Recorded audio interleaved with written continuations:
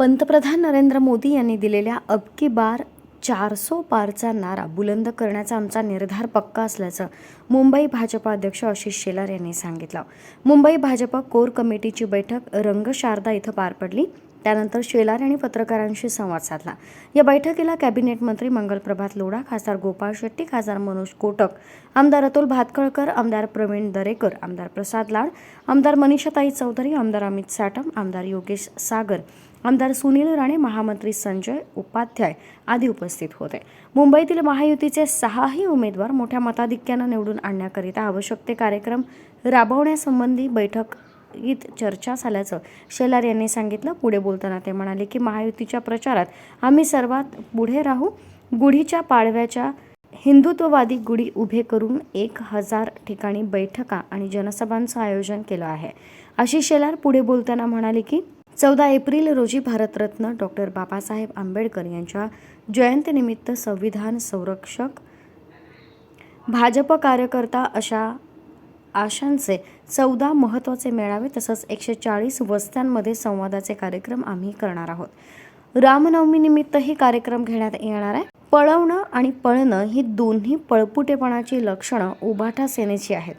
उभाटा सेनेला आव्हान आहे की हिम्मत असेल तर निवडणुकीत एकटे आमच्या समोर या। आपल्या स्वार्थासाठी वडिलांचे विचार, आदरणीय बाळासाहेबांचे हिंदुत्व उद्धवजींनी सोडले। मुख्यमंत्रीपदाच्या खुर्चीसाठी अहमद पटेल ते शर्जील उस्मानी यांच्यासमोर मुजरा केला।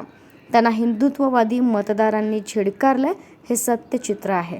स्वतःच्या पक्षासाठी गर्दी जमू शकत नाही म्हणून आता 22 पक्षांना एकत्र घेऊन शिवाजी पार्कवर गर्दी जमवावी लागते, अशी उद्धवजींची आजची अवस्था आहे, अशी टीका मुंबई भाजप अध्यक्ष आशिष शेलार यांनी केली।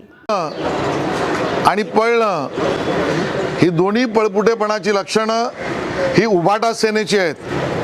हिम्मत असेल तर उभाटा सेनेला आमचं आव्हान आहे, या 2 हात करायला एकटे आमच्या समोर या। तुम्हाला एका बाजूला काँग्रेस, दुसऱ्या बाजूला राहुल गांधीजी, तिसऱ्या बाजूला शरद पवार, चौथ्या बाजूला स्टॅलिन, 5व्या बाजूला अजून कोणतरी, यांच्या बळाशिवाय उद्धवजी तुमचा पक्ष उभा राहू शकत नाही। आणि म्हणून तुम्ही दुर्बळ आहात, उद्धवजी तुमचा पक्ष दुर्बळ आहे। तुम्हाला थेट आव्हान आहे, तुम्हाला हिम्मत असेल, मर्दांचा तुमचा पक्ष असेल तर निवडणुकीत एकटे समोर या। हिम्मत असेल तर उभं राहून दाखवा। स्वतःसाठी स्वतःच्या वडिलांचे विचार सोडले, स्वतःच्या स्वार्थासाठी शिवसेनेचं, बाळासाहेबांचं हिंदुत्व सोडलं, स्वतःच्या मुख्यमंत्री पदाच्या खुर्चीसाठी अहमद पटेल ते शर्जील उस्मानी यांच्या समोर मुजरा उद्धवजींनी केला। त्या उद्धवजींना हिंदुत्ववादी मतदारांनी झिडकारलं, हे त्यातलं सत्यचित्र आहे। आणि ज्या वेळेला स्वतःच्या एका पक्षासाठी गर्दी जमू शकत नाही म्हणून आता 22 पक्षांना एकत्र घेऊन शिवाजी पार्कवर गर्दी जमवायला लागते, ही उद्धवजींची आजची अवस्था झाली आहे। आणि त्याचंच कारण म्हणून कालच्या सभेत सुद्धा जमलेल्या माझ्या तमाम हिंदू बंधूंनो आणि बांधवांनो, हे हिंदू बांधव भगिनी नाही ते विसरलेत, अशी एक विचित्र अवस्था उद्धवजींची झाली आहे, हे आता जनता पाहते।